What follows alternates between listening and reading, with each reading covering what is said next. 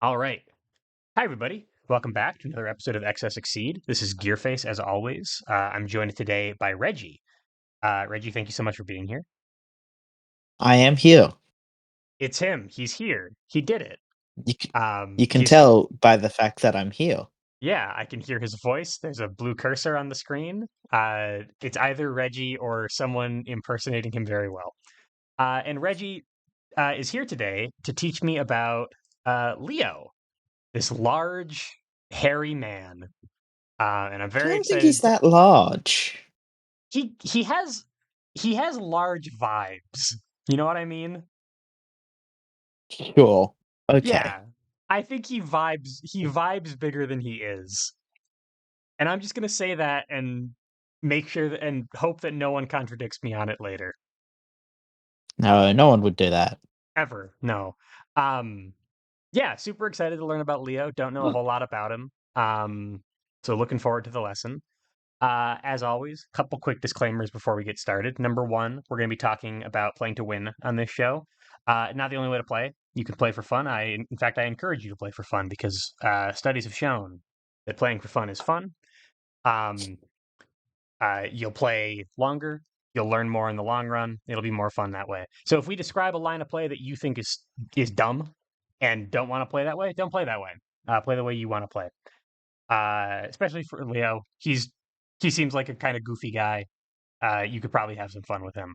Uh, Disclaimer number two: we tend to talk about strategy in pretty prescriptive terms. You'll probably hear Reggie say things like "always do this" or "almost always do that" and "never do this."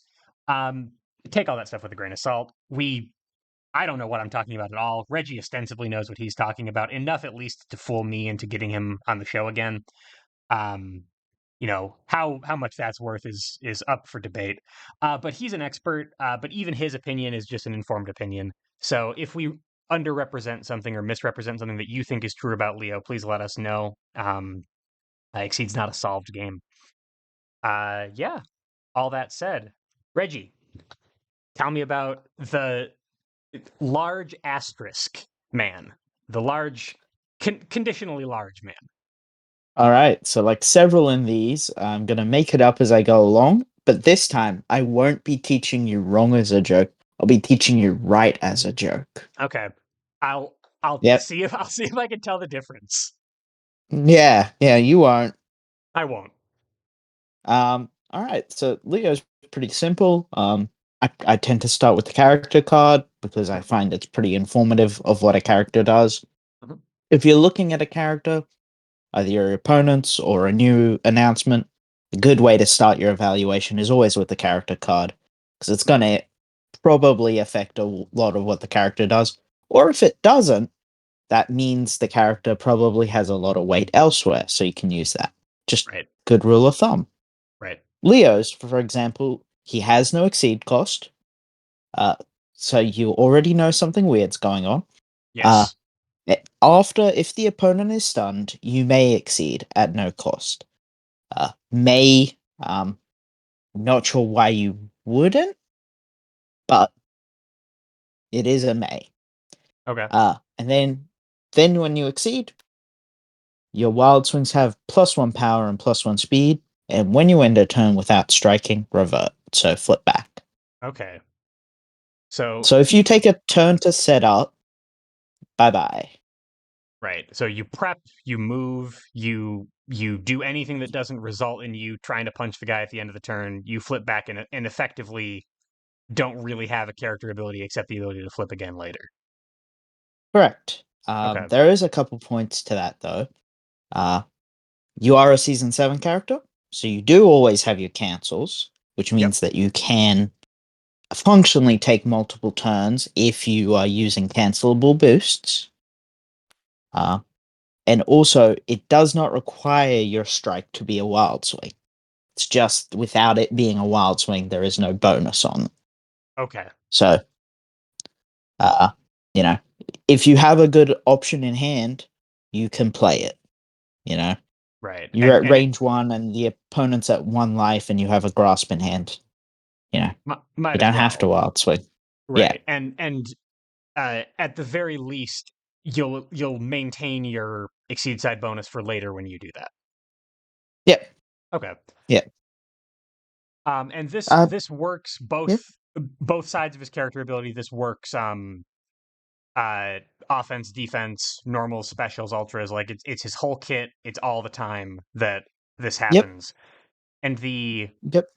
the after effect is, hold on. I need to sort of work this out. You're about to ask about reactive stun. I'm about to ask about reactive stun exactly because it doesn't often matter, but you know, sweep can stun grasp, or I'm sorry, grasp can be stunned by No sweep sweep. even, yeah, Yeah. even though grasp went first. Um, Yep. And so in that case, you would flip for it. you would flip after your attack went off, as long as you also weren't stunned. Okay, cool. Yep. So long as the opponent is stunned and you have an after trigger, Mhm. which that will happen. Yep. Uh, yes. I'm just trying to think of edge cases, but no, there are none in this character. Okay. Yeah. So long as you stun the opponent and you have an after trigger, so you're not stunned yourself, you will flip Yep. at the after timing. Yep. It's not at the end of the strike, which is important for a couple of his cards. Well, I Oh, say okay. important. I would argue maybe frustrating is a better way. Okay. Um, I'm gonna take some advice from myself last time I did this and start with the ultras because I ended up having to go back to them. So let's start with the ultras. We'll just Sure. go right to left. So we'll Sounds good. start with Leidenschaft der. I don't speak German. Yeah. I was about to pronounce it like it was French. So that, yeah, Leidenschaft, Sure. because I can't say those other parts. So it's a 1 to That's 2, better than I could have done, to be honest with you. 1 to 2 6 with 0 speed. 3 gauge ultra with attacks at range 2 do not hit you. Okay. Range dodges are always nice to have, you know, that in a pinch, particularly because Leo doesn't spend any gauge to exceed. So any gauge you get is just a resource to be spent Right. elsewhere. Yeah, That's one less outlast for it. you're not it's not in competition with your ultras or with your cancels or anything. Like you're exceeding kind of anyway. Yeah, so you don't Okay. have to really worry about that. Um, and then the boost on it is your wild swings have +2 power. Now strike. So this is not exactly, it's an okay boost to just play, particularly in exceed mode. That's +3 power, +1 speed on a wild swing. But it's a really good way to cap off a chain of boosts. You know, you cancel one into another, and then suddenly capping it off with +2 power. Now strike. Something you've made more consistent now benefits a lot. Right. And because you don't have to worry about that gauge expenditure to exceed, your cancels are also more free. So you might be able Yep. to more easily justify, and I guess also like your hand resources are more free because you're not necessarily striking with them. Because you're Yeah. hoping to be wild swinging. So I got a handful of stuff. They got cancelable boosts on them that could set up an attack. I got some gauge that I'm using not to exceed. Okay, so I can kind of see how like a number of factors here make it a little easier to do that than they would for other characters. Yeah. You can spew your whole hand's worth of cancelable boosts out onto the field and then wild swing into a strike. Right, and not Um, really be but less threatening for having done that next turn because you could just wild swing again on defense and still be scary. yep, your ability's still in play. Right, okay. So obviously the ultra is a range dodge, which are quite useful. Particularly range 2, I find is useful. Range 1 is the pinnacle of range dodges. Mm, Just a very good range to have a dodge. Not many things move out from 1 to strike, and quite a few things move into range 1 to strike. right, So, uh, but range 2 is pretty good. In the normals mix up, uh, cross spike, sweep, or focus are all things that won't hit you if you play that at range right. 2. Um, Obviously, your assaults, which is below curve, will hit you. So it's useful, and particularly because you're a wild swing character. You wild swing this, and you've got 3 gauge. You can look at what the opponent go has, and you can invalidate it, Right. which immediately makes it a bit stronger. Obviously, that's something any character can do, but because you're going to be wild swinging more often, it's a useful trait to have. Like it's a useful covering option of an ultra. Sure, sure. And I mean, like, this is a season that doesn't have force specials. So your ability to do that is kind of contingent on, it's only for your ultras, but that is, a useful consideration. And also, like, there's a lot of really dangerous offensive specials that hit at range 2, if or that are threatening specifically at range 2. If there weren't, uh there wouldn't be such a thing as a DP, right? Like, that's why those attacks are useful. But this one is specifically for those, that sort of like a subcategory of those specials that don't move in, right? So, like, this is not a Yeah, get out of jail free card necessarily. It is a an answer to specific things your opponent can play that would, like, axe kick closes in. Doesn't work on this one. but Or it beats rather, headbutt. yeah, or donkey kick. Yeah, Okay, so, and yeah. yeah, Light those and the shaft loses to axe kick, but beats those other two. yeah, and the three things that we just named are some of, like, the, like, notoriously strong attacks. So 2 out of 3 ain't bad on that, I feel like. Yeah, Okay. yeah, and spike likes and stuff like that. It's pretty good. Sure. Um, the other ultra is 4 gauge ultra style whirlball. 2 to 8, 6 power, also 0 speed. Uh, if this attack is invalid, before replacing it, draw one. Or draw one and then reminder text before replacing it. Okay. So you wild swing this, you look at it and go, this doesn't work. You draw the top card of your deck, and then you wild swing the next one because this is invalid. Okay. And while you're in Exceed mode, multiply this attack's speed bonuses by 10. Now, notably, this doesn't say your ability speed bonus or whatever. Sure. Any speed bonus is multiplied by 10. You play EX of this, EX it's a stall. 2 to 8, 7, 10, 7, 11, 7, 10, not 11. Because yeah. Uh, you have Hellfire in play, which is another boost. You know, any speed bonus is multiplied by 10. You have to Right. be in Exceed mode, but your Exceed mode's free. And you'll, and That just hope, happens. if things are going well for you, frequently you'll be in your exceed mode. Yeah. Okay. So you could just have a very fast hits almost every range fireball Right. For that trades even with sweep and for and six for 4 gauge, but well, and but most of the time that you're in your exceed mode, this is actually hitting for 7, right? You're either wild swinging it, or, like, most of the use cases you described, you're EXing it. Something is yeah, getting it even slightly stronger. Like, yeah, I don't want to tell Leo how to live his life, but, like, 10 speed is excessive. 10 plus speed, that's too many speed. I have never actually yeah. seen a double digit speed number in Exceed before. Um, I have is it because you play Leo? no, no. It was an EX of who has the 9 speed. Uh, Bang has a Uh, 9 speed card, I think. yeah, yeah. Bang's 9 speed. It was a whole thing, and then I got this was playtesting, and then I got double hyper shadow sips. Yeah, it's Oh carved into God. my memory Okay, because so I'd set up this killer strike, so but you'll it that's you'll remember that literally once forever. ever Yeah, in literally thousands of games of Exceed. yeah, and Once you get past speed 7, right. or yeah, You don't really you're need that extra speed most of the time, but it's like, I'm not going to say no to it. It's cool.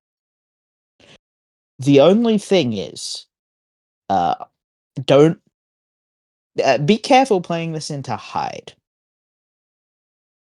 because Is he high. has an attack that has this attack's uh, X for power, and this attack's power is equal to the opponent's speed.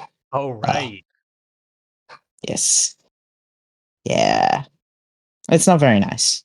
But anyway, full gauge ultra, so it should be really good. It's Sure.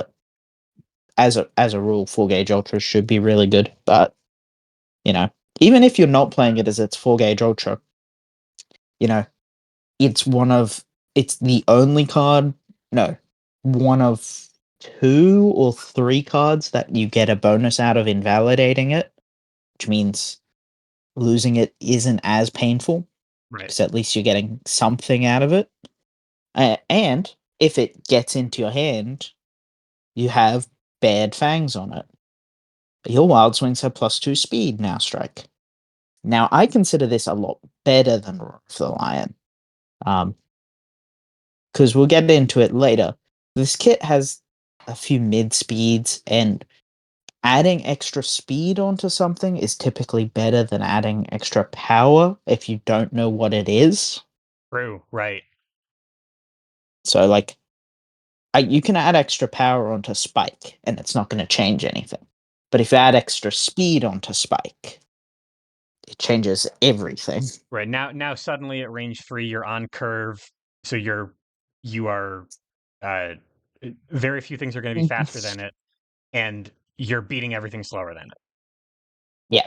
Right. So it's just a nice thing to have. Both of them are quite good, and both of them can cap off chains of, positioning and, you know, Cancelable stat controlling what boosts. options, yeah, stat boosts, whatever.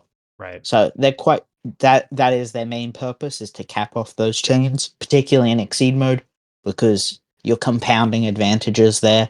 You're already getting the stat bonus from your Exceed ability, Right. then you're compounding it with the stat bonus from the boosts. Right.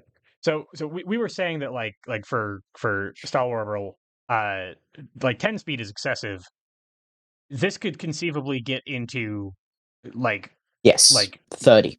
30 speed. Yeah, okay. That's that's very funny. I'm and again, the combo with Hyde's speed check power is really really Yeah, funny to me. Um so it, it probably could something that actually be higher. yeah, I'll bet you that people have like theory crafted this. I'll bet you we have like It's a 50. maximum 50 speed. Okay, cool. Just within his kit, it's 50. That's so cool. So, um, before we keep going with the attack shape, something that I want to ask because I we don't talk about wild swing characters that often. I've had a lesson with Rose on Dan, but other than that, I'm a little bit new to wild swing characters. So my understanding is that obviously I should be wild swinging more often because uh I have a bonus that gives me or an ability that gives me a bonus to wild swing. So my hand then is used for uh boosting, canceling force expenditures if I need it. Is kind of like a decent like 2-second version of this guide, like boost from your hand, attack from your deck. Yes, but um, I would the obviously as a 2 second, just a primer.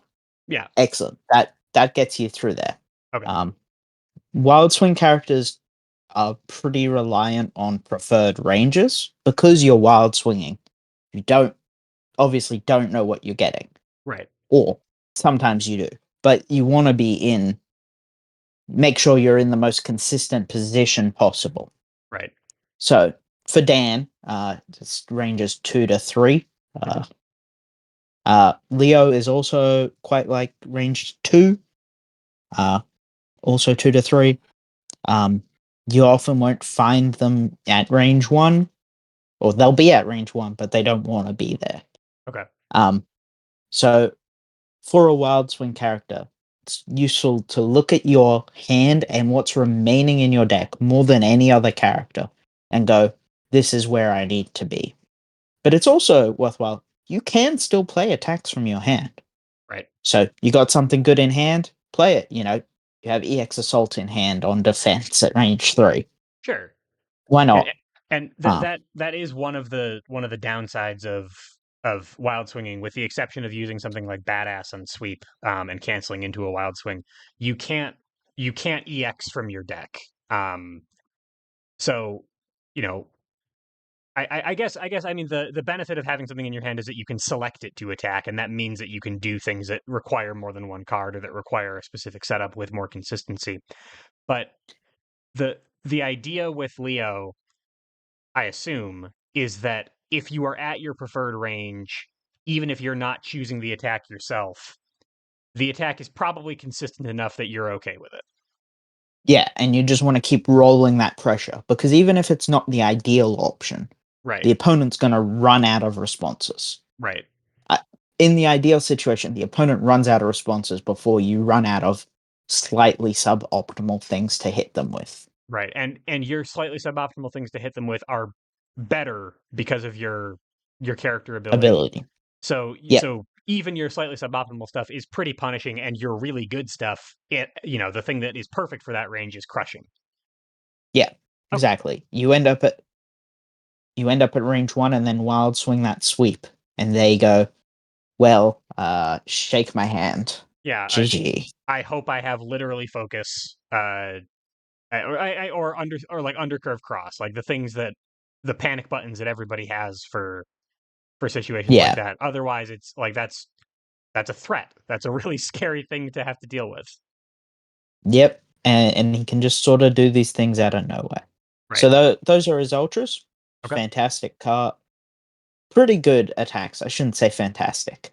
Like they're quite situational. But the boosts on them are fairly usable. If you're maintaining your proper positioning, you know what you've got in your deck, they can be pretty safe. Um, b- before we finish, I'm nowhere near that now, but before we finish, remind me to go over Mulligan theory Yes, because I absolutely. think wild swingers have interesting Mulligan theory. Agreed. Yeah, that sounds great. Um, so first special is Con Shield. Shield. So 1, 2, 3, 1 with 6 guard. In Exceed mode, it has -2 speed and +2 armor. It has -2 because if you wild swing it, then it's 0 speed. Yeah, zeroed. Yeah. Ah, yep. Before, if you were hit, close up to 2. So this is a great option to play at range 1. You know, you ended up at range 1 in your Exceed mode. This is an 8 defensive stat 1 to 4 card. Doesn't hit super hard, but it hits at all, and also it closes up to 2.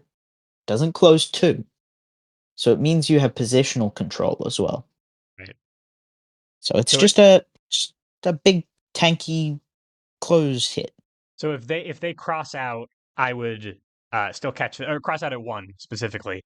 I would still Yeah. catch them by moving all the way, the full distance, and at least trade. Actually, trade very well because it'd be 1 to 3. But if they don't move, or if they only retreat 1 or something, I could just choose to stay where I am, um, Yep. and leverage my preferred range right away. Is this the kind of thing that you would prefer to do on defense? Because then you Yeah. would be able to make use of that positioning on your next turn.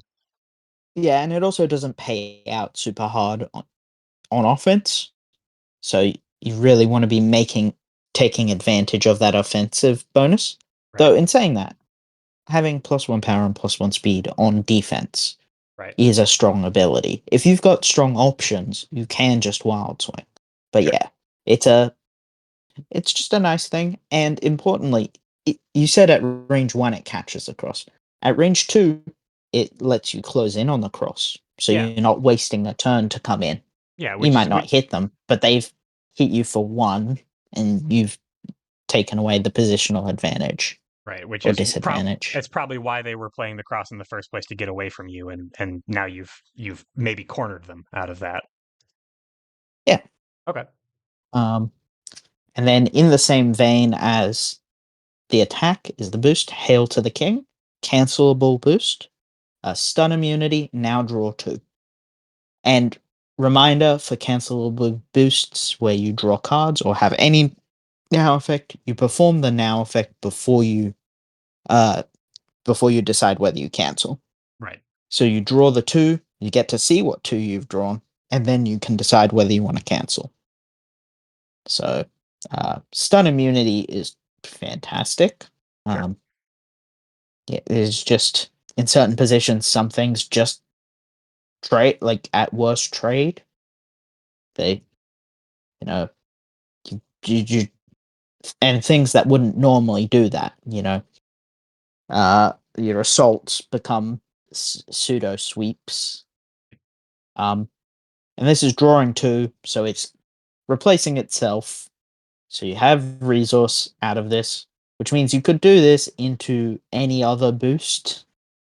You know, so stun immunity now draw two, cancel into I've drawn a bad fangs, and then wild swing with +2 speed and stun immunity. And Now stun that's not immunity. as good. Now the +2 speed's not as good. If you got the +2 power Right. and stun immunity, so stun immunity serves a similar purpose to speed in that it makes your attacks more consistent. The downside is the stun immunity doesn't mean you're gonna win clean like the speed might, Right. but it's a way to ensure stuff actually works, Right. Right. uh, which is super important in inconsistent board states. Uh yeah, it's just a tanky card that can make your other stuff more reliable. I Right. find I use the attack a lot more than I use the boost on this though. Stun immunity is nice, but positioning can make the stun immunity a lot less like valuable. Stuff Right. that was gonna miss because of positioning, not because of Whether it got not stunned. being stunned out or whatever. Sure. Sure. You wild swing Yeah. a spike, you're still kind of sad if you whiff. Yeah, it So, stun immune doesn't stop assault weakening spike. right. Exactly. Right. Yeah. Does mean your assaults beat the opponent's assaults on defense. This could be a good attack to play and just end your turn. Just put it into play to make your stuff more reliable. Just more consistent going in. Right. So, um, in general, that actually Yep. leads into something I was going to ask about. When to leave a boost versus when to cancel, because your ultras are cool and good, but maybe not. Uh, they're situational attacks, and your exceed mode doesn't cost anything. I should be treating my cancels as sort of like my primary gauge payout. Is that correct? That's how I tend to play them. Yeah, I tend Okay. to turn my gauge into fuel for cancels. Right. And I guess it's got to depend on hand composition and situation. Like this might be impossible to answer. But do you find yourself doing like one or two gigantic cancel swing or cancel chains into a unstoppable monster attack, or do you tend to do something like stun immunity, cancel strike, or um, It tends to like be like mm, two cancels typically, okay, 2 to 3 maybe. Um, it's not massive long chains, but it's not short either. okay. So And it's so just sort of things that I would do. And I'm an aggressive player. I like to play Leo aggressively. I like to push the advantage he has because he's got his resources basically offset by right, wild swinging so much. right. So that gives him a functionally one larger hand than he always does. So I like to push that advantage. So I tend to do two and then two and then two, two cancels, two cancels, two cancels, not necessarily two, but, a Yeah, few cancels. yeah, not six, not your whole hand, Yeah. and like I mean, if you have the hand composition for it and it's gonna win the game, I assume go for it. But in terms Yeah. of practicality, just the situations you're gonna find yourself in. So I'm treating some of these cancel chains in my head then as being kind of equivalent to a lot of two gauge ultras, Yeah. where Yeah. you are cashing out to the value of uh I don't know, what's a decent two gauge ultra? I don't know. I don't play decent characters. Um, What's the other Platinum Ultra, not Miracle Gene? yeah, yeah. No, I don't know. I don't know what it's called. I know the one you're talking about. The That six one. speed one to Yeah, three. the 2 gauge Ultra. Um, so when I'm evaluating like whether to do this cancel chain, whether I'm going to get enough value out of it, should I be thinking of it in terms of like, all right, I'm spending 2 gauge and a strike on this. I should be getting as much as I would out of a pretty good 2 gauge Ultra. Yeah, absolutely. That's an Okay, excellent way to think of it. I think that applies to all of the season 7 characters. You know, you build an you're essentially building an ultra because right. it's not just 2 gauge. It's 2 gauge and 2 cards from hand. So it's even slightly higher cost maybe than a 2 gauge ultra, Sure, sure. but you are doing it out of nowhere onto anything. Right. So yeah, that's personally how I do think of them as you build your own ultras. That's Okay. how it those cancel chains. That makes sense. Um, And so he has a lot of 2 gauge ultras, or maybe like two and a bit gauge ultras in his kit. yeah, The way you play him. y- yeah, you Okay. can. A lot of them can be normals, but his specials can also be quite good. Right. Onto his non-ultra fireball, Gravierte Word Verda. Hmm. 2 to 6 5 power, 2 speed with 5 guard. After close two. Now here's the unfortunate part. Clean up, exceed mode, draw one, revert. Right. So this can be a good way to end off, your pressure. You pressure, you pressure, you pressure. You you end up at, range three, and you play this, draws you one and you revert. Okay. Not terrible. Especially Right. if you don't see a way of continuing your offense. Right. Now you Um can prep without feeling bad that you you've lost reverted you've lost your anyway. ability. Yeah. Yep. Okay. It's a good attack, Not many fireballs are 2 to 6. You'll often see 3 to 6 or two to Two to five. five, sure. Uh, 5 guard means as a slow fireball, it's unlikely to be stunned. It has close on it, which means if you're using it at longer ranges, it gets him into a more preferred range. Right. Um, it's just a very well shaped fireball. Particularly, you do wild swing it, 6 power, 3 speed, and it draws you a card. Okay, but if you play it on front side and it stuns the opponent, well then you exceed, You and then exceed at the end of the strike, and then you draw, yeah, you immediately flip. yeah. So Yeah. it's fine. It's like a good general use fireball, Right. particularly against something like a Hadoken. Uh, Reuse, not Kens.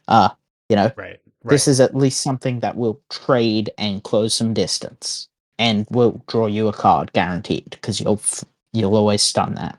And the range band being so flexible and also including your preferred range of two means that this isn't something like if you were wild swinging with another character who had a more traditional fireball and you wanted to be at range one or two, that is a wild swing that you are like if You don't want, yeah, yeah, if you're wild swinging at range one as Ryu and Hadoken is still in your deck, you're like taking on that risk.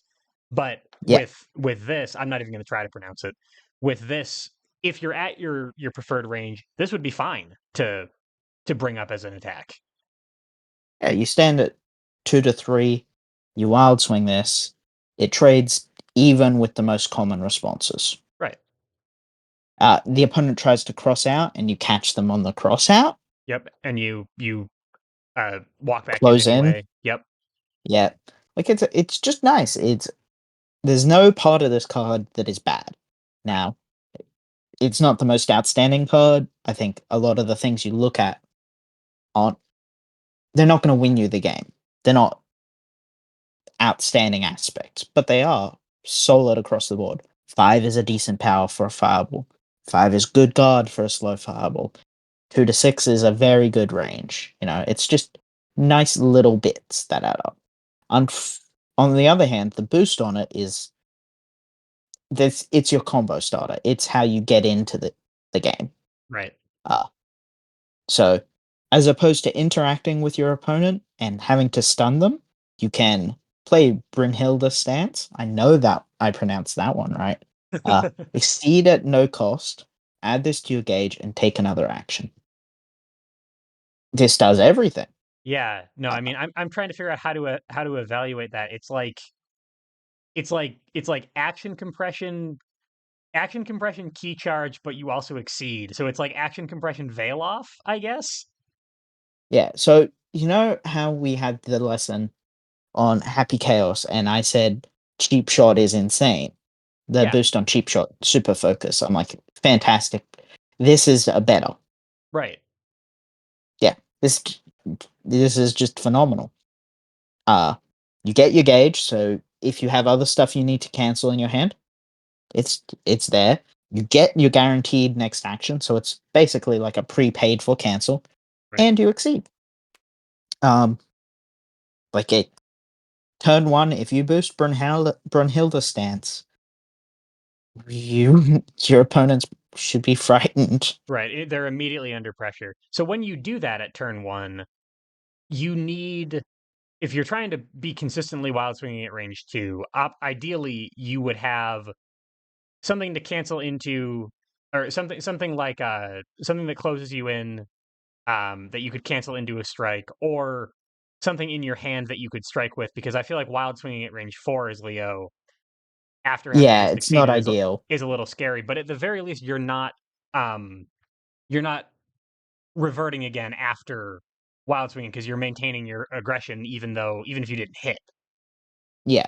Okay, So, and in particular, Wild Swinging as Leo after Brynhilde's stance at range 4 is rough because Brynhilde's stance is one of your is range 4 yeah, options. yeah. One of the things that you'd prefer to play is your fireball. Yeah. Okay, So, you do, when you play this, you should have an idea of your follow up, but that's the case for every action in Exceed. When you do something, you need to know what you're going to follow up with, right. And even if it's just, I'm going to prepare after this or whatever. right, and with Leo, sometimes you won't know the exact follow up because your follow up is going to be wild swing, and I'm probably going to get something good because of how I've set it up. But Yep. in that case, the thing that you know that you're going to do is wild swing. You just don't know if you're gonna. Yep. You just don't know what you're going to get. Okay. Yeah. Yeah. So, pretty very solid all round. I should also mention that draw one and revert is on cleanup. So even if you are stunned, if you played Worder, you will draw one. Right. So that's just a nice little thing. Like it can come up. You don't have to hit. You don't have to do anything. Right. Um. So yeah, it's a nice, fairly reliable general use fireball. Your opponent only has two dives, and that's the thing that beats this. Um, and then the boost on it is an engine starter. So, which, you know, when you've got an engine like Leo, uh, You it's need fantastic. you really want something to start it. Yeah. Obviously, you can get it off by chance, by stunning chance in air Right. quotes, by stunning the opponent, but the less interaction you have to have, the better. Right. That's the less risk of something going wrong. Right. Right. Right. As Uh, as we go yep. through these, it occurs to me. So in previous lessons, we've um we've talked about uh evaluating strikes versus boosts on all of the cards, and it seems like we would have to kind of inflect that conversation a little bit when we're talking about Leo, because what I've seen so far is like great boost, but if the attack comes up as a wild swing, you're happy. Great boost, but if the attack comes up as a wild swing, you're happy. This one maybe better as an attacker. An attack. That yeah, Yeah. but this one amazing boost. If you get it as a wild swing, you're probably happy. So Yeah, it's like not the worst case, yeah. yeah, A lot of so his cards are not bad to wild swing. right, and because he's going to be wild swinging a lot, we don't always have the choice. And yeah, I mean, ideally, if we're wild swinging all the time, we don't have a choice in what we're playing here. So I guess it's like if we find the card in our hand, much of the time it is more valuable to boost it than to play it outside, unless it works, right? Unless it's a good thing to do in that situation. But sort of by default, if we find it in our hand, They are the, fairly often going to be used for a boost. they're Yeah. good boost. And if they're in our deck still, we don't have a choice. Like Yeah. we can't evaluate the strike versus the boost if it's in our deck because we're going to wild swing it and maybe we'll get something cool. Yeah. Got it. So, Okay. yeah. Uh, they and like playing them from hand isn't bad. Like it is still all the positive things I said about it are still true, Right. but it is better to wild swing it. Because that's one less card from hand being spent. That's with more Right. stats if you're in exceed mode. It's yeah. Right. Um, Are there any cards that we've talked about so far that really only any that like I'm not seeing any that hit like incredibly valuable breakpoints when you wild swing them. They just get kind of better. This seems cool because you oh yeah, of course. Yeah, yeah, going from both ultras, going from 0 to 10 speed or yeah, that makes sense. seven Or power. hitting They 7 both they power both hit is seven. Both hit 7 power. yeah, that's true.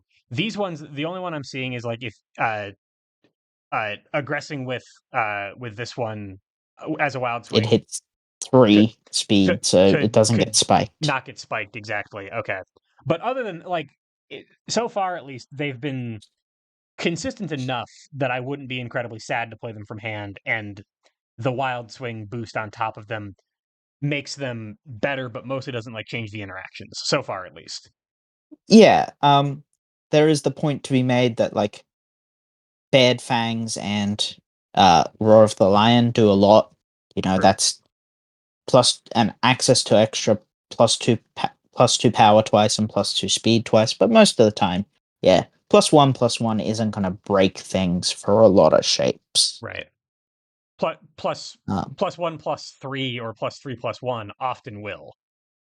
yes, And if we have, and that's one of the reasons these are so good. So we can evaluate yeah, we can evaluate this also as a 2 to 6 8 3 yes, which is or 2 to 6 5 5 yeah, or 6 5 even, right? Because you get your power 6 too. 5, yeah, Yeah, so yeah, yeah, and both of those are nuts. Okay, so yeah, no, that makes sense for kind of how we think about these. yeah. And then we're on to I have no idea what shape to call this. Eisenstorm. Guile has one like it. Um, so 1 to 2 5 power, 3 speed, 1 armor, 4 guard. After close one, and then exceed mode, draw one, revert one. Same Um, rider as this guy for the yep, for draw one revert. exact same. Yep. Yep. Uh, I'm not the biggest fan of this attack. Even wild swinging it, I'm not a massive fan because like your preferred range, yeah, it hits 4 speed and it's got an armor, so the deltas it's got a 7 delta, which is like Right. nothing to sneeze at. But it's just kind of like a mediocre mid speed that puts you at a range you would prefer not to be Not to be at at range right. one. Right. You're probably positioning negative there. Yeah. Yeah, it's like not terrible. It's an armor. An armor is never bad. Taking less damage from a strike can be the difference between winning the game and losing it. Right. Um, But you also have to weigh it against the cleanup draw one revert thing. yep. And you also have to weigh it against its boost, which I consider just insane. Um, Yeah. so cancelable boost stalls. Draw two. You may place a card from your hand on top of your deck. So you know how earlier you were saying, oh, you're wild swinging, you won't know what you'll be playing. Right. Incorrect. Stalls. You put what you want there. And Your it's opponent cancelable. weeps, Yeah. and it's cancelable. Yep. So if you can work this into a cancel chain, you know, um, stalls cancel into one of the ultra boosts. Right. Even if you're not in exceed mode, that's a draw two, and it's also a may, so you don't have to put a card from your hand on top of your deck. You just draw Importantly, two. Yeah. importantly, it doesn't say don't draw at the end of the turn. So if you put a card from your hand on top of your deck and you do not strike, you will just draw that card. Right. Uh, you know, just, yeah, don't make that mistake. Right. Yeah. I've been there. You just cycle it. Yeah, there is value in that for like not going over max hand size or whatever. But Right. yeah, And so that combos. Yep, I was gonna say the way that the way that this is written, you draw two, and now you have things that you could put on top of your deck, right? So even if correct. you don't have anything right now, uh, drawing two cards means that there's a decent chance that you have something that you would really like to put on top of your deck right now, anyway. So you can just put it there. Or you don't draw into them, or you don't have anything. That means it's in your deck still. True. Yeah, and it could be the next thing. Yep. So it's a way of filtering, Right. and because you get to put something on top of your deck, if you draw out the thing you wanted to wild swing, no, You you put it don't. back. Back Yeah. on your deck. You put it back, and maybe you cancel into striking with it right now anyway. Yeah. So Stoles, I think, combos incredibly well with both the Ultra Boosts. Sure. Obviously, depending on what you're boosting, what you're putting on top of your deck, Right. whether it needs speed or power. But uh, you know, you know what it is, so you can more accurately give it the bonus. Uh, and obviously, knowing and controlling it, it's functionally like you've chosen what you're striking with from your hand. Right. So it's got plus, and it's got plus one. Um, I find a lot of Leo stuff, particularly in Exceed mode, combos well with Badass, because then it's functionally plus two, Yep. Yep. which that plus one doesn't break things, but plus two breaks everything. Yeah, frequently it does. Like some of the things that we were evaluating earlier, like even this guy, now you're hitting 7 power. Like it this one too actually is like that gets pretty Yeah, unreasonable. yeah. Anything that and Leo's got like, so ignoring Khan's shield, he's got both ultras are 6 power. These two are both 5. And he's got another 5 power card as well. So he Right. doesn't hit soft. He Right, hasn't yeah. got pillow fists. Yeah, and when you are consistently stapling some power or occasionally stapling a whole A lot of lot. power, yeah, then Yeah, he's hitting for 7 or 8 pretty regularly. yeah. So Eisenstorm is an attack I don't really want to see unless it's in my hand. Right. Uh, and I really want to see Stoles in my hand Okay. because it makes me just a better normal character. Like I do the same things as normal characters do, but with extra stats. Right. It's a very good boost. Um, then Blitzschlag, 1 to 3, 5 power, 4 speed. If this was a wild swing, double its speed bonuses. Hit gain advantage. Now it's not only the speed bonuses from your ability, so Yep. any speed bonuses as long as this is a wild swing. Uh, that's a lot, you know. Plus, Right. so obviously if you wild swing it in exceed mode, it's a 6/6, a 1 to 3 6/6 that gains advantage. That's already an alt Uh, route. That's yeah, Moonsong. Like yep, that's a correct. really strong card. Moonsong's 2 to 3, so this is better. This is better Moonsong. Yeah, it also costs 3 less gauge. Yep. Uh, that's without stapling anything onto it. Now you've Right. noticed as we've gone through, there hasn't been a lot of stats. There's been the ultra boosts. There's Right. been the stun immunity, which Right. isn't, which is sort of stats, but uh, a lot of his kit is just general good stuff. Right. Uh, Blitzschlag is general good stuff. Like even without the stat bonuses, it's a 1 to 3 5/4 that gains advantage. That's an okay mid speed. Yeah, that's fine. That's a yeah. Um, it's comparable to assault. It does one more damage. It's 1 speed lower, but it doesn't lose you positioning. Right. Yeah, Like that you, could be good or bad depending. yeah. So it's comparable to assault, which is are normal, and normals are good. Yep. And that's Blitz Slug at its worst case. Blitz Slug is, in my opinion, one of the best things to put on top of your deck with Stoltz. Uh, for obvious reasons. Yeah, sure. It's a consistent card that hits very hard, and it lets you continue your offense because it's gaining you advantage. Right. And the more you invest into it, like this is right at the cusp of a couple breakpoints. You wild swing it and you've badassed it or put power on it some other way. And if you're using stalls for it, you're kind of committed, right? Like you're at least doing Yeah, something with your gauge. Maybe do a little bit more, and now you've got a really, really stupid card. yeah. Your return on investment for Blitzschlag is fantastic. Okay.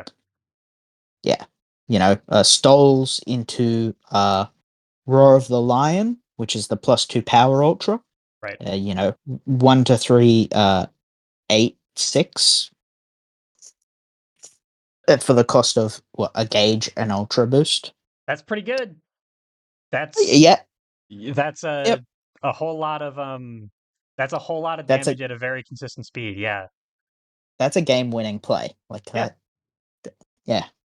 Uh, it also has, unfortunately, quite a useful boost on it. Say Right. unfortunately, because I would like to play this attack every time I Every see it. time. Yeah, sometimes you're gonna have to boost it though. It has Pride, which is a cancelable boost, advance or retreat 1 or 2, which is a good one to play on your turn 1. So Brunhilde stance, see, put this into your gauge, take another action, and then you Pride to advance 2 and Cancel into a wild swing. cancel into a wild swing, cancel into ultra boost and wild swing, cancel Right. into an attack from your hand, whatever. But Right. it allows you to reposition and it's cancelable, which Yeah. is very, it's the only source of not strike not strike movement, and it's cancelable. Yeah. So So this is as part of like a cancel chain. This is your positioning fixing. You're at yeah, some point, unless you're being zoned out hard and you need to uh air dash in do a with big move, yeah. yeah or something like that, Grab, or area shift or yeah, something. Yeah. yeah. Um. Area shift isn't too bad. It moves you 2, and if they're at range 1, it sets up range 2, Right. which is very nice. Right. But yeah. The thing that Uh, you just described though, Reggie, is something that I'm gonna have to kind of internalize as Leo, because what you just said was like, okay, turn one, uh, 1 card, 2 card, 3 card, and it's an ultra wild swing. In my head, that's a huge amount of resources to spend, and to it is expand, yeah, it is a lot of resources. But Leo's resources aren't competing for his attacks a lot of times, if because I'm yeah, wild swinging. So I have that's what my hand is for, and I need to sort of get that in my head yeah, that I'm not really getting rid of my ammunition. I'm getting rid of my setup by doing that, but not usually yeah, my payout options, because that's those are coming from yeah, my deck. yeah. Because you are so consistent and you get extra value from wild swinging, your cash out is in your deck. Okay, that's good to Everything, know. almost, not everything, but almost everything you do from your hand is about securing your attack from your exceed mode, from Right, your wild swing. right. And like stunning the opponent, good, because it gets you into the exceed mode. Like if if you don't stun the opponent, you've got to do something to get you into exceed mode, which is exactly Brunhilde's stance. So if you can't stun the opponent because their character is very guardy or whatever, Brunhilde's stance is one way to get there. There is technically one other way in the kit, but Brunhilde's stance is guaranteed to get you there. Right. But yeah, Blitzschlag is just one of the cards of all time. Yeah. Uh, with the boost is not very flashy, but it's super important. Yeah. Having like the option to go in either direction, but also the option to set the exact spacing that you're going on a character who like it sounds like 2/3 of the strategy sometimes is like find a way to get to your range while you're exceeded. That's all that Yeah, that does a lot for you. and I do say his range is 2, but that's a Right, rule of thumb, right? If both your grasps are left in your deck and both grasps and both sweeps are left in your deck, maybe your range is 1. right. But it is you've got to look at your deck and go, okay, where are the things in my hand the most useful? In my deck the most useful? And you go, okay, well I got both spikes and both grasps in my hand in my deck. So that's got a dead spot at 1 and a dead spot at not 1. Right. So then you got to evaluate from your other stuff. Um, and if you can get more cards out of your deck, like with Stoltz, okay, or even with Hail to the King, that's another way you can change the math.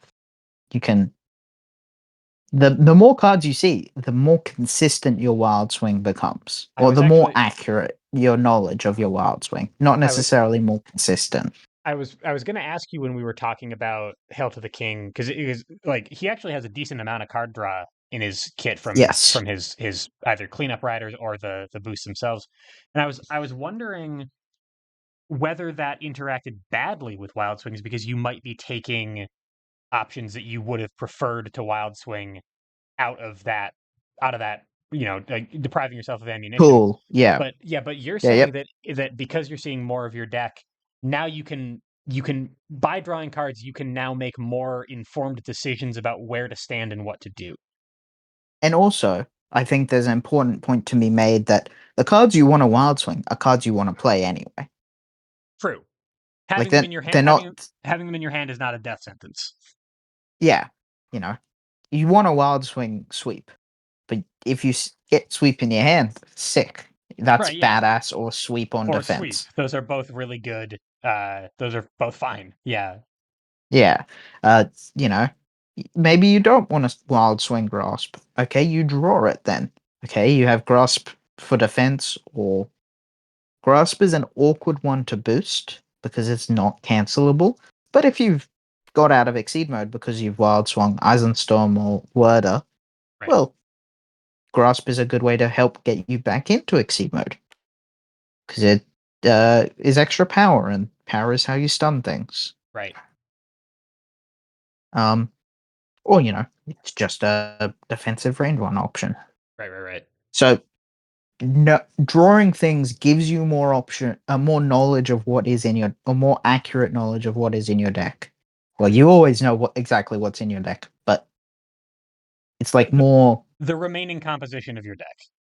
yeah, the remaining composition of your deck becomes whittled down, Right.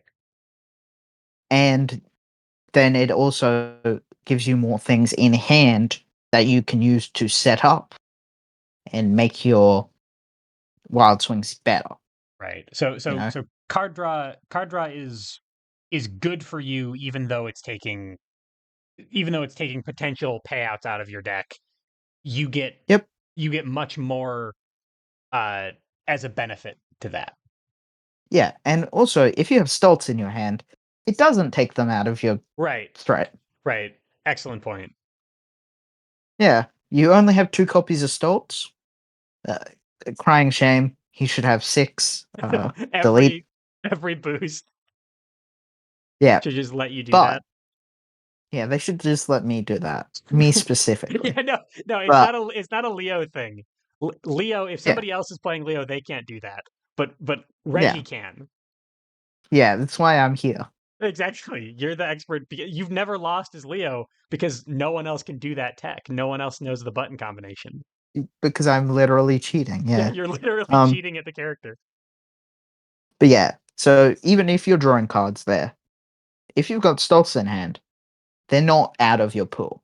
Right. So obviously, there's some stuff you would rather wild swing, but it's never bad to get them into your hand. Okay. Just because you can still play them. You're still an Exceed character. You can win a game without ever using your ability because your cards are still good. Right. Like they're still decent stats, and they have, you know. Draw 2 is still a good boost. Draw 2 cancelable, positioning cancelable, stun immunity, and draw. Those are all good boosts anyway. Right. Um, one last character. One last special. Uh, yeah, no, I'm Yeah, not doing this one. good luck. Let's call No. it Guestober. Yeah, yeah. Sure. This one, the three ZKG. Yeah. 1 to 2, 3, 5. Before advance 2, if you advance past the opponent, exceed.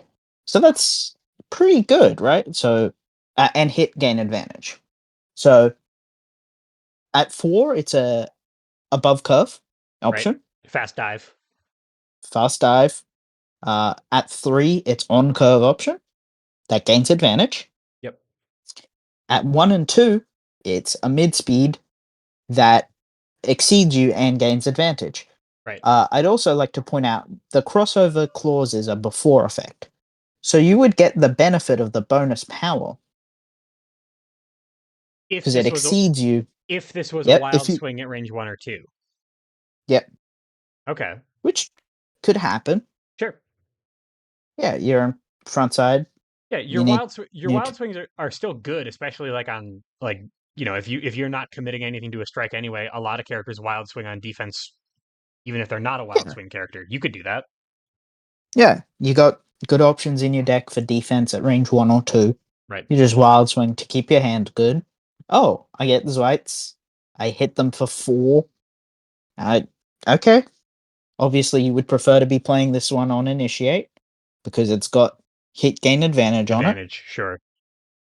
But you take whatever benefits you can get.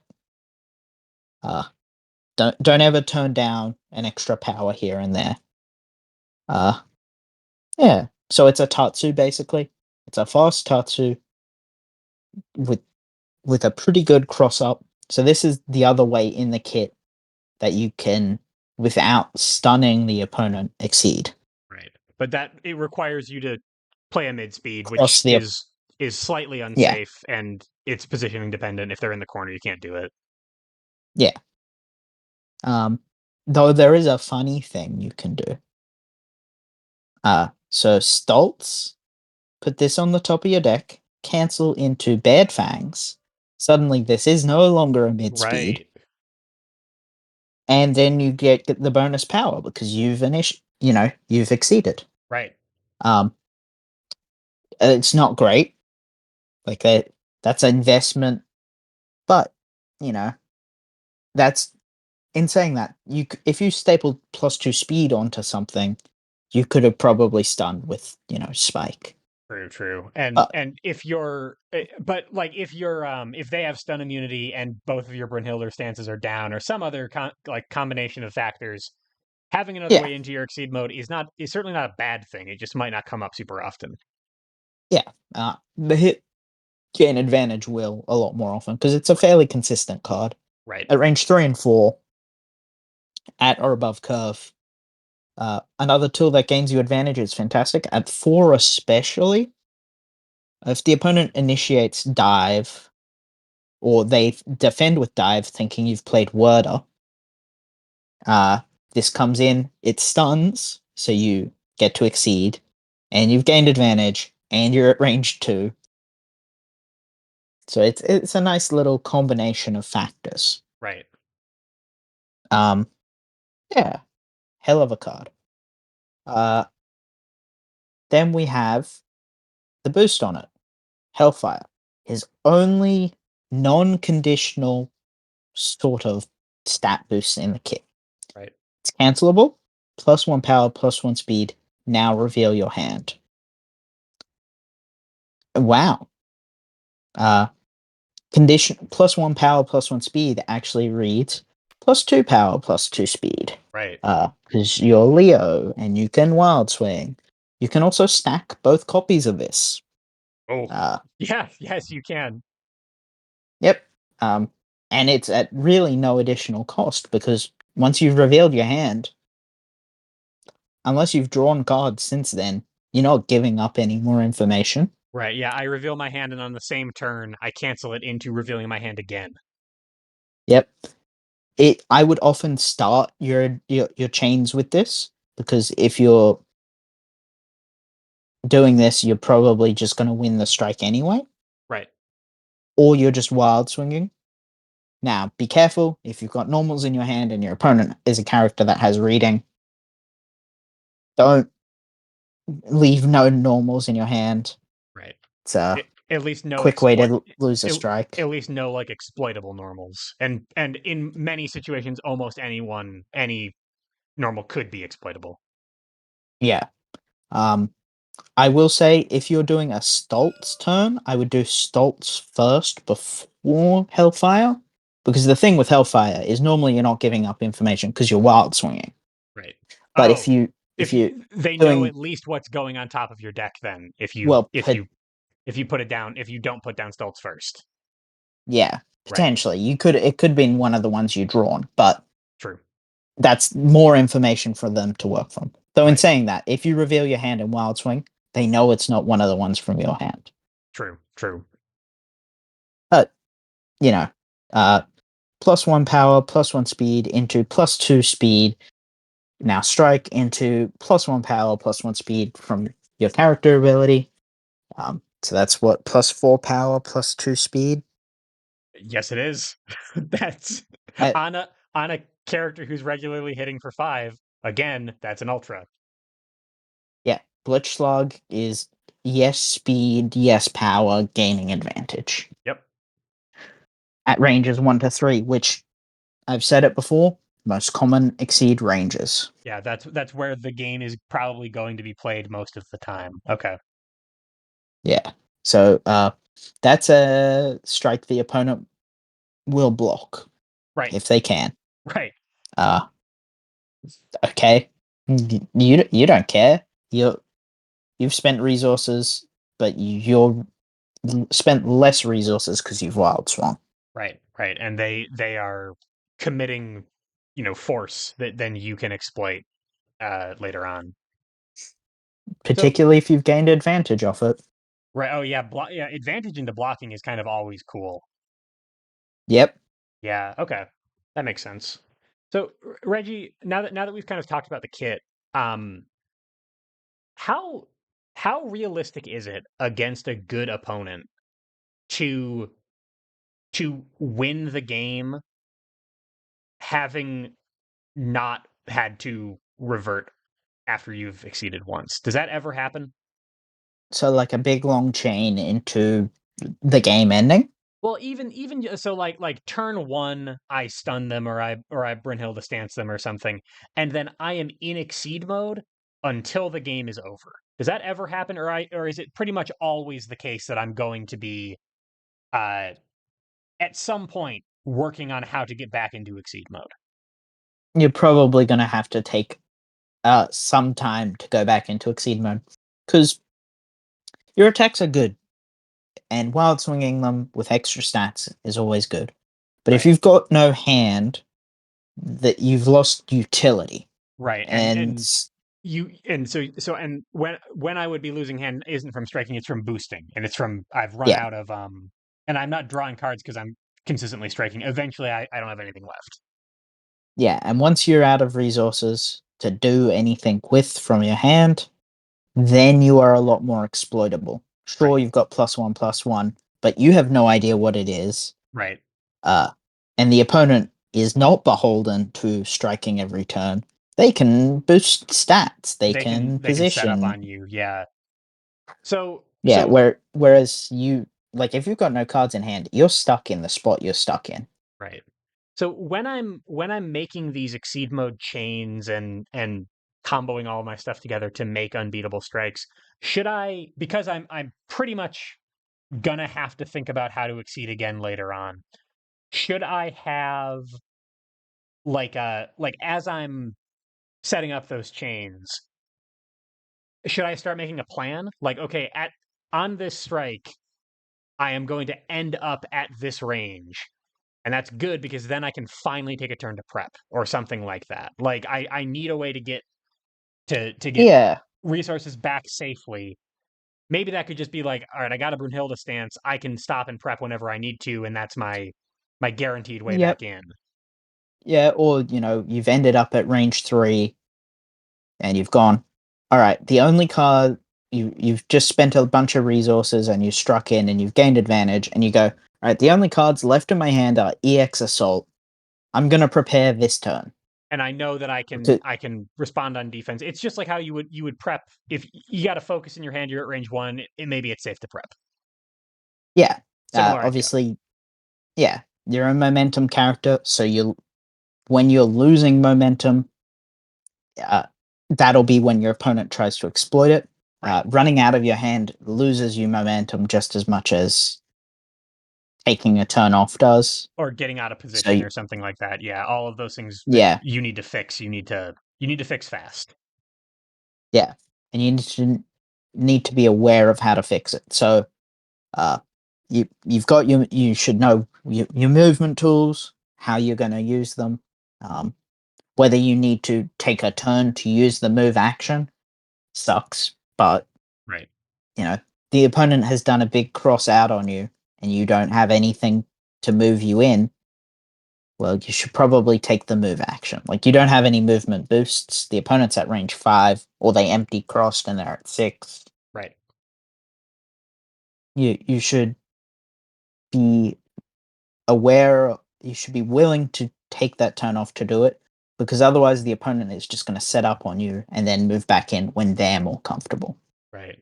And part of the difficulty in getting my head around like the strategic concepts of Wild Swing characters is that a lot of times in Exceed, the moment of the strike, like the moment of selecting the card for the strike, is where a lot of like the strategic weight in my brain is. In for a Wild Swing character, it's everything else. It's how to position yourself. It's how to set things up for the perfect strike when you don't know what it is. And it's also for Leo how to like when to stop your aggression, when to get the stuff back. Like those are all of the skill testing elements of Leo. It seems like Yeah. And stuff like knowing that, oh, if I reveal my hand here, it costs me nothing. I've got no EXs in my hand, so everything in my hand is still a threat right, if I reveal my hand, that sort of thing. Um, yeah, knowing what to put back on top of your deck from Stoltz. right. So yeah, like, it's all about not necessarily not necessarily knowing when to strike, but knowing when striking would be detrimental to you. I see. Okay, Because, you can win a strike and that can lose you the game as Leo because definitely. you've overextended. Right, and now you're out of resources, and you will take too long Get back into to get back play. in, and your opponent, especially for a character like in his home season, characters can explode on you, right? They can go from 0 to 60 very very quickly, and you just die. Yeah, like, you overextend and then it'll take you 2 turns to recover. And in those 2 turns, the opponent's set up and you don't get back in the Yeah, game. they've hit you for 8 twice over 2 turns uninterrupted, and you had 20 life, and now you have 4, and you still don't have an answer. Oh, you have been watching the Happy Chaos videos. They're very good. Yeah, yeah. No, and that's when something like Light and Shaft can be useful because it's just a tool that is defensively safe. Right, right, right. It's a like okay, my I've got gauge, but no cancels to spend it on, which could definitely be happening if you are consistently if you're If you, consistently hitting with your stuff, you've got gauge. yeah. That's a payout option that you should actually think about. Well, even more than payout, it's a safety Oh option. yeah, You it's know. a panic button option that frequently works, and if you're in a bad Yeah, situation anyway, it can bail you out of it. That makes sense. yeah. Might as well. Your gauge is of less value because you have less things you're required to spend it on. Right, and so you can prioritize a little bit differently than most characters. Um, Yeah, any considerations about the normals and how they work? Like obviously, so adding +1 power, +1 speed to them hits a couple break like sweep. You already mentioned a couple times as being very yeah. very good for Silly. yeah, for hitting that 7 power. But, Uh, Dive at range 3 oh, yeah, suddenly is on. on Yeah, curve dive, yeah, yeah. Anything you would normally get a lot of value out of EXing. okay, So on defense, your fast normals become better a lot because your grasp beats theirs, your cross beats theirs, your assault beats theirs. right. It's fantastic. I think slash in particular gets a big bonus because there's a lot of like range 2 to 3 defensive options that have 4 guard. Oh, So yeah, bumping it to 5 guard. You mentioned donkey kick earlier. Slash now beats donkey kick with plus yeah. 1/+1. But 4 speed, 4 guard is my threshold for, like, pretty safe question mark, and then if you have 5 guard on Yeah, it, you're like, "Okay, that's actually probably pretty safe." But against Leo, or against anybody who can consistently have a little bit of bonus power, that's not enough a lot of the time. yeah. Stuff that I don't think benefits super a lot from it. I think the biggest example is focus. +1 speed doesn't do a lot for focus, and neither does +1 power. Right. And I think dust. The only thing that +1 speed does to dust is it lets it be not be beaten by dive. Right. At range 3 in Range particular, 3, yeah. yeah, So it's and it's then +1 pretty power doesn't matter to dust. I right, mean, it converts it. It guaranteed converts it through armor, but right. like, yeah. So those two You're in not exactly lacking for damage. Yeah. So Yeah. those two in particular, I think, benefit least from the ability. I Okay. think sweep benefits the most. Um, it stuns the opponent's sweeps. It hit for 7. It's speed 3, so if you're initiating, it doesn't lose to dust. Right. Those are just very nice things. And then all the fast normals Especially become better on defense. defense, right? What about the normal boosts? Are there any standouts? Obviously, so the cancel boosts, especially badass, could be part of your chain, right? Yeah, You could turn those yeah, into, you know, crushing strikes, positional advantages, all those things that are valuable to these characters become more so for you yeah, because you're that's what you're using your gauge for. yeah. So area shift and dash are both useful in that they are positioning tools on a character that needs positioning assistance. Right. Um, Ukemi is good to get rid of the opponent's setup. So maybe you can't do a chain on your turn, but you can get rid of their boost on your turn. You're already in ideal positioning. You only have the one gauge, so you can't do a bunch of canceling. Right. But Ukemi to get rid of their light, for example, does a lot for you. Sure, Um, sure. Faultless and Badass serve a similar purpose. Excuse me a second. I'm about to sneeze and I don't know what's going to hit. Um, Oh, it's gone away, and now it's gonna hit me whenever it Oh wants. yeah. No, Faultless, we'll never know when it's going to happen. yeah. +4 guard is really useful in making things more consistent. Assault, uh, Zeitkaid. Yeah, no, that However you one. say it. All the Yeah, like slightly under curve attacks with like pretty decent range bands, I feel like yeah, get get a bonus from that, especially when you're out of position. yeah. If they don't have guard on them already, and they have a decent range band, and they're not slot, Right. so does a lot. Also for Blitzschlag, if you stick 4 guard on that, it doesn't lose or to uh just anything at range 3. Pretty much. Loses to dive. Okay. But yeah. So like that's quite useful. Badass essentially lets you double dip on your character ability, Right. you know. +2/+2, like we said, is makes everything busted. Uh Let's Rock, as I mentioned earlier, is a bit awkward because it's not cancelable. You can't Right. do anything out of it. Right. Uh, Leaves you in an awkward position. Block is a weird one. Block and parry. So you don't want block and parry in your deck. You do not want to be wild swinging those. It Right. sucks to wild swing those. Um, and parry on an off turn when you're not in exceed mode can be really useful. If the opponent has a very specific threat, you know, a character that is reliant on a couple specific threats or whatever, Axe Kick or Shinryuken from Sure, Ken. sure, sure, sure. Uh, you can parry is always useful. Right, Um, and Scramble is very good, sort of. So the evaluation you do of your own character in your positioning and going, oh, these are my preferred ranges, whatever, also applies to the opponent, and you go, oh, they suck at this range. And if you scramble, they don't get a choice on what they play at that range. right. So, you can make it a wild swing off, and if it's a wild swing off, you're probably winning. Though, in saying that, focus is a good card. Like, you don't Yeah, get much from it with your ability, but it's but still it's tough to give up a focus. yeah. Yeah, So all the normal boosts you can actually quite make quite decent use out of, and I think they're quite well suited. Everything but Let's Rock is like quite well suited for rushdown characters, right. and that is how I would play him. Even Ukemi, it's a tool a rushdown character can use to deal with another character's setup. And then immediately uh uh Put the restart, pressure on. yeah, restart their aggression on their end. Right. Okay. Um Yeah.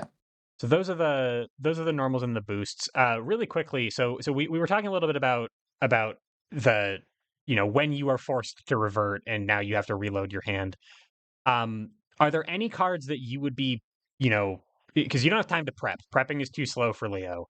Are there any cards that you would be okay with spending as force or like default force targets or something like that?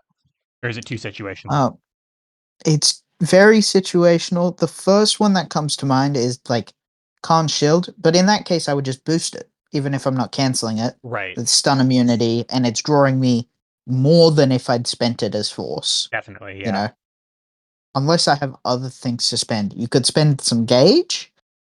Uh, but if you're spending gauge, that's stuff you're not going to be able to cancel. Right.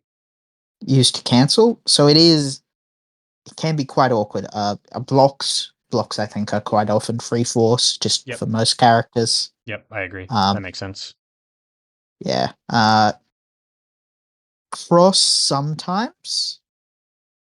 If you're out of Worder, the fireball, um, then cross becomes a lot more free to spend as force.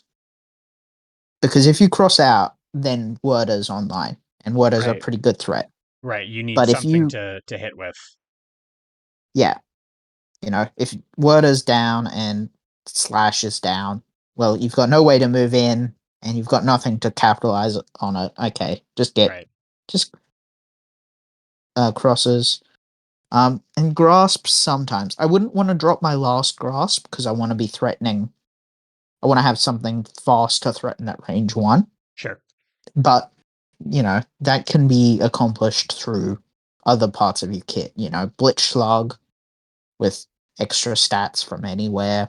Right. You have extra speed on a few things, so it's not that big of a deal. Right. Right. Right. That makes sense. And then you were going to talk about Mulligan theory. Okay, Mulligan theory. I love Mulligan theory for a lot of characters. It's a thing I don't think gets enough discussion. Right. So, wild swing character Mulligan theory. You want to get out of your deck the things you don't want a wild swing. Right. So stuff like grasp is a good one. Grasp and block Block. for Yep. Leo. You mulligan to have those in your hand. You also probably want a mulligan for a Worder because For Brunhilde. Brunhilde's stance, Right. and maybe for a Blitzschlag. Though As in your saying that, as your payout or as a your positioning as your tool, positioning tool. Right. Okay. but you should be all right if you have an assault in hand. It's okay because that has dash. But Right. if that's the case, you should probably you're all right getting the grasps out of your deck, but you may just want to strike with them as opposed to wild swinging them. Right. Sure. Yeah, but like as long as you have one of Blitzschlag, Cross, Assault, a Slash in your hand, that's good. That's a positioning tool that gets you into a place where you can actually fight. Right. Um, But I think, yeah, Brunhilde stance and definitely getting the blocks out of your deck. Like, Grasp is okay to have in your deck. It's not that bad. Block is something. Obviously, you can't choose what you get off your mulligan, but, If you could, you know, you really don't if you want block in could, your deck. Yeah. yeah, wild swinging it kind of sucks. You'd rather play it from hand. What about dive? Because dive also doesn't hit at range 2. Yeah. So dive's an interesting one. You will often end up in like cornered situations. You know, your opponent's like one away from the corner, and you're at. Oh, I've got a Ryu for this. Yeah, you have a training So dummy. some something like that is not uncommon a position. Sure. In which case dive is quite good. Well, quite good's a stretch, but it hits. It's a mid speed. Right. Um, but you are right in that it doesn't always hit at range 2. This positioning, dive doesn't hit. So there is value in making sure your dives are in your hand. And also, dive doesn't work at range 1, which is a position you'll end up at. That Right. just happens. It's exceed. So if you can mulligan into dive. It also means that you'll have an option turn 1. Like, Oh, right. If you got it nothing else to strike with, you don't have a slash, you don't have anything to move in. Well, dive moves you in. yeah, you can Right. strike with dive. Right. Worst case is what? The opponent has an above curve thing that they warp you with. Right. Eh, most of those will end them up at range 2 anyway. Yeah, and a lot of them they're dealing 3 and you're like, "Okay, 3. yeah, that's Yeah. that's not horrible." They probably aren't super excited about playing them. But Yeah, and a lot of those lose to Werder. right. So, and they almost all lose to Gestober, Right, which right, is right. a card you could also start with in your hand. Because it advances too. It Right. hits from starting positions. Right. Um yeah. So you want to have a thing to get your exceed mode going, and an option to either move you or to strike with from turn 1 as Leo. Right. And then other than Uh that, just have stuff that you don't want to wild swing. yeah. Right. And that can differ matchup to matchup. Like if the opponent has a lot of options at range, like I'm playing against Chip, and it's really hard to spike Chip, I've Yeah. found, or Yeah. whatever. Then I go, okay, maybe I don't want spikes in my deck to be in my way when I'm wild swinging. Right. Or you go, or you look at your hand when you've before you mulligan, and you go, oh, it may not be things that you don't want to wild swing. Your hand is full of things you do want to wild swing. Right. So Just stuff you definitely want in your deck, like pitch it all Glitch back. Slug, Yeah. Sweep, yeah. And that increases your odds of drawing into the things that That you you don't don't want want to in your wild deck. swing. Right. Okay. Yeah. It- I think we had this discussion when we talked about Platinum, about, uh, Oh yeah, yeah. mull for your instant boosts. Mull for the things that Yeah, you don't want to wild boost into. Sure. exact same principle. Wild swing characters across the game have it. Because Okay. you are in less control, you take the actions that would result in the greatest chance of you getting the stuff you want. Right, right, right. That makes sense. And Mulligan is basically the best control you have to make sure. Right. You don't have other than like reshuffling when you have things that are engaged already that you don't want like it would require kind of a Yep. specific set of circumstances. You don't have much that Yeah. can control the deck composition at that point. Yeah. Uh, so yeah, that's sort of my brief overview on that's Wild Swinger, uh, Mulligan Theory in general. Right. Tool to get you into range. Depends how aggro you want to be. Uh, but make sure to get things into your hand through the mulligan that you don't want in your deck, Right. That which makes is sense. literally the inverse Of every other kind of of character. yeah, where you get the good things in your hands. Right. Right. Yeah. Because where you're going to be striking, I mean, you're like your deck is your hand, right? Like this is where Yeah, all of your strikes are coming from. That makes it's sense. your secret eighth card. It's your secret eighth card, but also there's 25 of them in there because you've got 5 cards in Yeah, your hand at the start. yeah. Right, So yeah. Uh, what else do I have to say about Leo?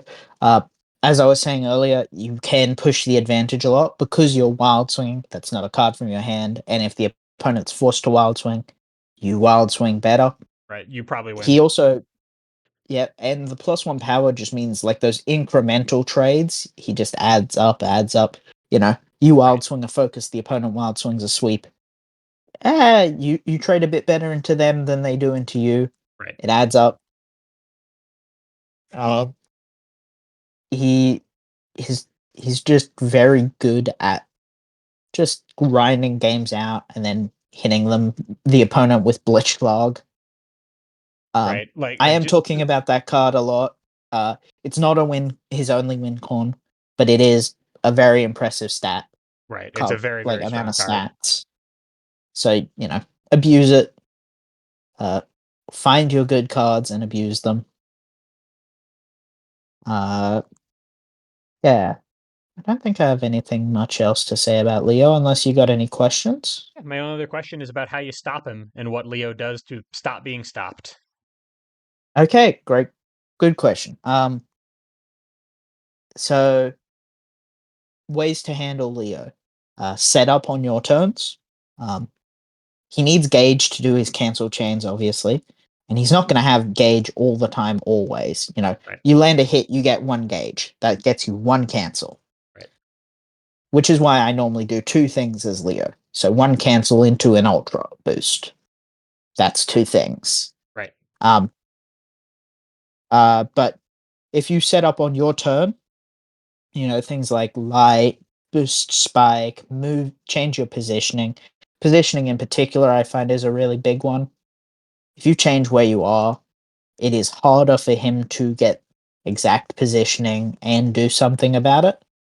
Um, and when he is not exceeded, take advantage of it. Now, if he stuns you, even reactively, he is going to exceed again. But he's probably going to exceed again anyway, right, eventually. Like, right. that's going to happen. He's got copies of that boost. He exceeds a trading game. You'll stun reactively eventually. Um, so don't worry about that too much. Just try and push your advantage when he's not exceeded. Um, he's obviously gonna run through. He runs through his deck quite quickly because he draws so many cards. Um, so it is easier for you to work as it becomes easier for him to work out what he's wild swinging. Becomes a bit easier for you to work out what he's not. Well, Right. what he's wild swinging as well. He Obviously, if he's drawing cards, you don't know what he's drawn, but still, but he can't necessarily control what information he's bleeding. Like if I wild swing 2 spikes in a row as Leo, uh my opponent yeah, sees that and they can't. All right, cool, stand at range 3. All you got is assault and you're like at least part of your mix up goes away, right?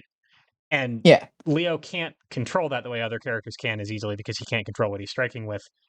Um, yeah, so as his deck is getting more consistent, you also are just getting more info on what he has left. yep. Got it. Okay. And as he doesn't have access to, like, he has the access to the stats in his ability, and the stats from the Ultra boost, but that's all very telegraphed. Like, the only instant stats he has is on his ability on defense. Right. Right. Uh, Otherwise, it's very telegraphed what he has. And if he's wild swinging on defense, play play to the odds. You know, you will win more often than you do not if you play to the odds. Now, obviously, you're going to lose sometimes doing that, but if he's wild swinging, over the grand scheme of things, it'll come out better. Right. Now, that sounds bad. Like, it sounds like it might be a bit frustrating to lose like that, and it is. But that's losing to any character when they wild swing an answer to your thing. Right. Like, you play a mid speed and they wild swing cross. And you are Leo sad. just yeah, Leo just has a bit more numbers to it. Right. Insect on top of that, if you wild swing into him, if you play cross into him, sorry, uh, the only option he has that hits you at range 5 or greater, his Has Fireball Ultra, and and the thing that has Bernhilder stance on it. it reverts him if he's in Exceed mode. True. Right. So cross into him, not cross at range 1, because cross at range 1 loses to Con Shield. Or trades with Con Shield, which is losing Right. in Sure. this scenario. But if you cross out and get to long range, he either has to move in or he's got to play Worder, which flips him back and it costs him his Exceed mode. Right. Or he employs Grappler movement, boost, strikes with Assault. Right. And just takes the hit to get in without reverting. Yeah. Yeah, because notice Worder is close 2. It's not up to 2. Right. So if you're at range 5, he's coming into range 3. Right. You're gonna bop him. Um, yeah. Aside from that, Leo's fundamentally a pretty simple character. Um, just play a bit better Exceed than him. Right. Uh, And keep it keep an eye on his threats. He's gonna have turns where he just wins strikes because invested in them. Your solution there is, if you've got speed dodgers or something, and he's got speed boosts in play, fantastic. make him But waste that make him waste that investment that he's made. yeah, or otherwise, just do your best to make it so that you've minimized the value of it. Your focuses, your blocks, that sort of thing. Right. Or if you can trade back, uh, you're pretty confident he's played. He's done something, and it's Roar of the Lion sweep or whatever at range 2. You know, you play your DP. At least you traded there. Right. And he only has so many of those. He's committed a lot to that strike already just because it's an ultra boost. He may have put more things on top of it as well. So as Yeah. Leo, So then like, the way that I'm dealing with that stuff as Leo is that I actually like, even if I have 6 things in my cancel chain ready to go in my hand, don't maybe overcommit. yeah, maybe meter it out a little bit if they have an answer that is conceivable. Even if it is like, if they have EX cross specifically, I lose here. They Yeah, might. and a lot And of the time, if you do those, you don't change what you lose to by doing those big chains. right, Not that much, really. You might allow one more option in by doing two boosts instead of 4, but that's so much less investment. right. And if you are wrong and they still manage to squirrel their way out of it somehow with something that you didn't expect or something that you didn't think they had, or just that they happened to have the thing that you were like, 1 in 30 chance, what are the odds? Turns out now you've lost everything because you've invested so much into that. Yeah. Whereas Okay. if you invest half as much, Right. okay, yeah, it sucks, and you'd rather win those, but you can't win every strike. You can't even win every strike you invest into, Right. Sure. especially as a wild swing character. Um, Good Leo play, I think, and the way you deal with opponents who are playing well into Leo is just play consistent. You know, try to be in the right positions, use the boosts that up the consistency of your play, which is in particular why I like stalls so much. Right. Um, Adding stats onto things, stun immunity, and if you burn through all their answers, eventually they're going to get caught by stuff. Particularly, so that's why I like to wait a bit to use Roar of the Lion, because as the opponent runs out of answers, +2 power becomes better and better because it Right. becomes more consistent. Right. Whereas Bad Fangs is quite good consistently all through. It's good for ending games because it's +2 speed, and you just need to tap them to kill them. Right. But like in the early game, it's just as good because it's +2 speed. +2 power just gets better as the game goes because you're more likely to be able to convert it. Right, because they're out of options. That makes sense. Yeah. Um, Same thing with like your risky stuff. Spikes become better as the game goes on because less things beat spike. Right. Um, and if you see the opponent doesn't have something that answers something, and it's in your hand, you can just play it. Like, you know, Right. you Yeah. don't feel beholden to He is guaranteed wild swinging. he is allowed to just play cards from his hand. Yeah. Yeah. Okay. And yeah. In particular, like a fun play is Hellfire. If it's the last card in your hand, You reveal you, nothing. you, yeah, and particularly on front side, you've got one card in hand.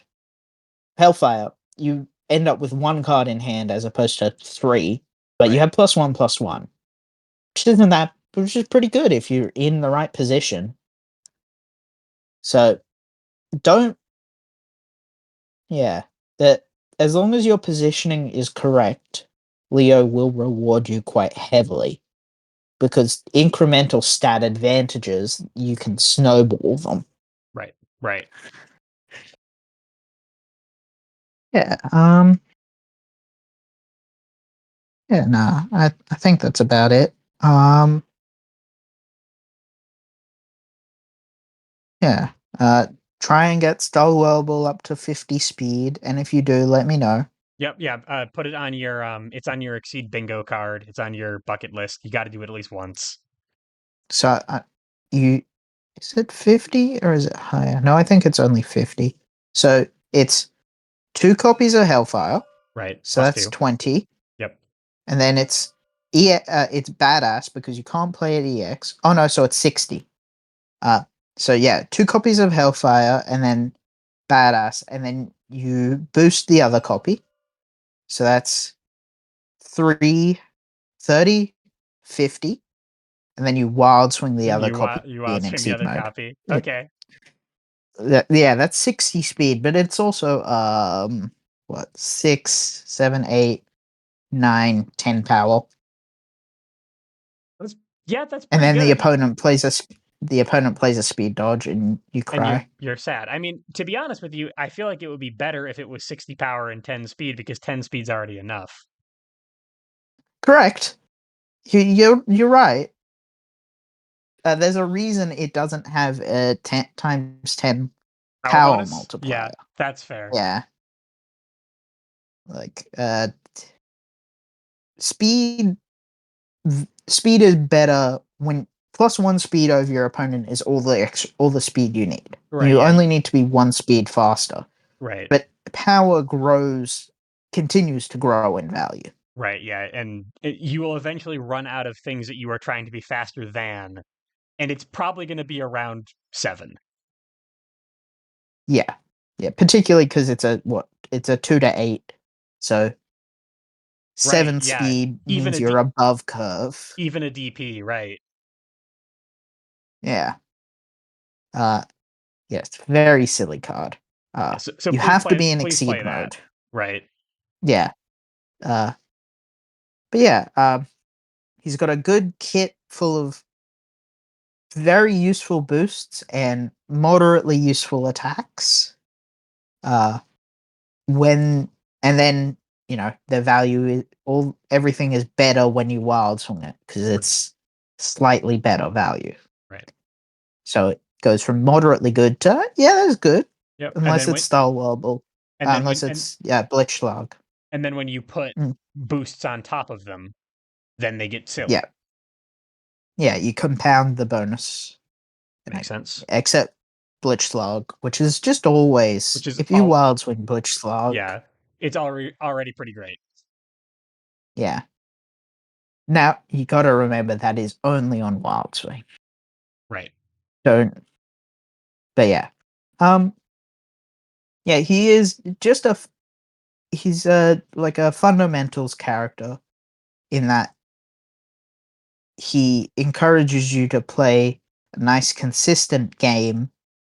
It's just the consistency is from your wild swings, Sure, but yeah, you have a lot of tools to ensure that consistency, or at least work on that consistency. right, yeah. You have a lot of control over the random thing, Yeah, right? That makes sense. yeah. Plus, you can take like a bunch of turns in a row. You have what, two attacks that gain advantage, two specials that gain advantage, and slash. Yep. So Lots of cancels. Uh your opponent can like take a bathroom break while you're yeah, doing all your yeah. stuff. Trying to remember the silly turn. It's Blitz Slug into uh Assault into ZKG into Assault into ZKG. Something like that. I think that's too many turns, Reggie. That's six turns in a row. Yeah, I think that I'm Set, and you get a seventh because you have advantage because you after have that. advantage, and then you prep. Yeah, because you've spent shitload of resources Yeah, doing that. yeah. No, I'm cutting you off. That's too many turns. You can have 5 turns. N- No, no. I play Happy Chaos. I get nine. You get as many turns as you want. That's true. All right, Reggie. Uh, that's all. That's I got what I needed out of this. I now know a whole lot more about Leo. I'm super excited to try him out. Um, as always, thank you so much for your time and your expertise. I really appreciate it. So good. Did you notice how I taught you right as a joke this time? Could you I tell the difference? no, I'm not a skilled enough Exceed player to be able to tell. I guess we'll find out someday when I play Exceed. Imagine I'll try out Leo, and I'll either do really well or really poorly with him, and that's how we'll know. Yeah. But All right. Thank you for having me. of course, even if you taught me wrong as a joke, it was still an enjoyable time. Always appreciate talking to you. Folks at home watching slash listening, thank you for your time and your attention. Really appreciate it as well. And I'll see you all for the next one. Bye, everybody. Bye.